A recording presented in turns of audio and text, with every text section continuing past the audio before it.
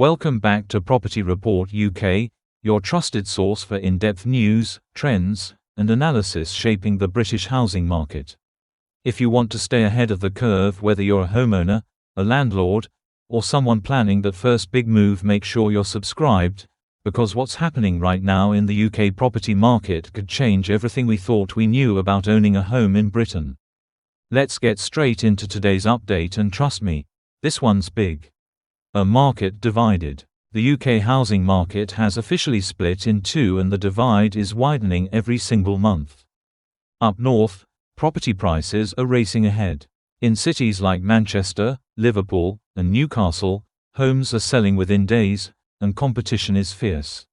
The northeast alone has seen price rises of nearly 8% in a year, a remarkable figure in today's economic climate. Meanwhile, the south, particularly London and the surrounding commuter belt, is slowing down fast. Asking prices have been creeping lower month after month, and sellers are cutting expectations just to attract viewings. In some boroughs, homes are staying on the market twice as long as they did a year ago. It's a clear split between regions, and it's reshaping where people want to live, work, and invest. A 3-bedroom home in Newcastle might cost you around £180,000. The same house in outer London, you're looking at £450,000 or more. The affordability gap is now so wide that many families are genuinely asking themselves, is it still worth staying in the south? Affordability and lifestyle shift at its core. This isn't about lifestyle preferences, it's about mathematics. Yes, wages in London are higher, but they're not high enough to cover mortgage payments that are often double or triple what you'd pay elsewhere. Add in commuting costs, council tax, and the general cost of living, and suddenly, cities like Manchester or Birmingham start looking very attractive. People are beginning to make financial decisions with logic, not postcode loyalty.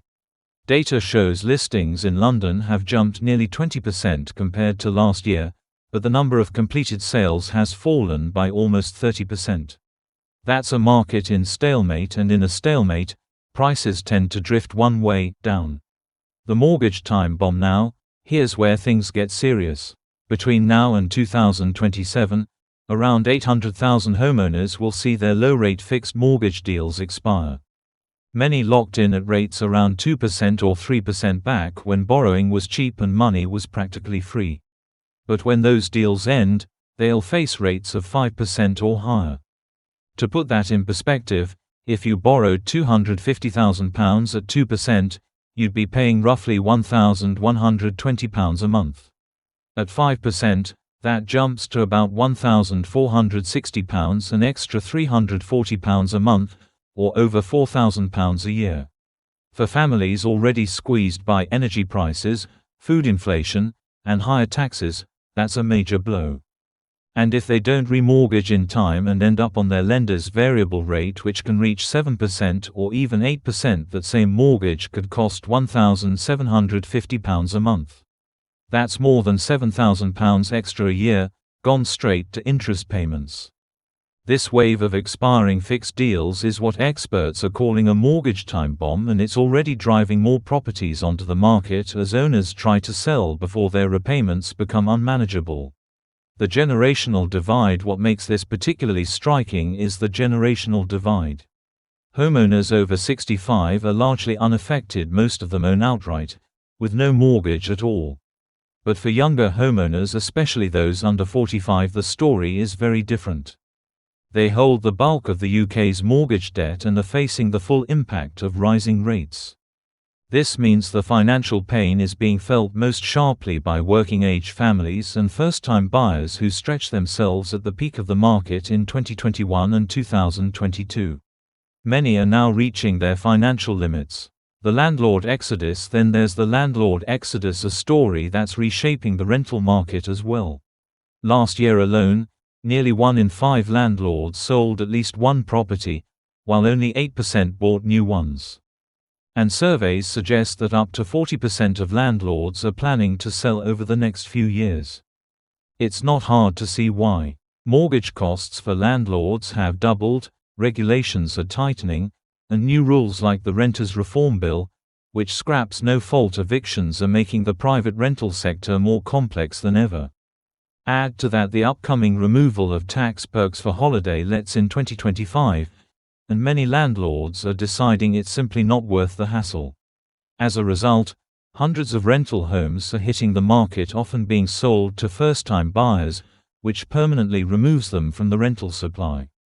The outcome: a bizarre situation where rents keep rising because supply is shrinking, while house prices fall in areas with a flood of new listings. It's a double-edged sword that's making life tough for both tenants and small landlords. Opportunities amid the chaos, but amid all this uncertainty, opportunity is emerging. Professional investors, the ones who treat property as a business, not a hobby, are moving in fast. Many are targeting the North and Midlands, where yields are stronger and prices more realistic.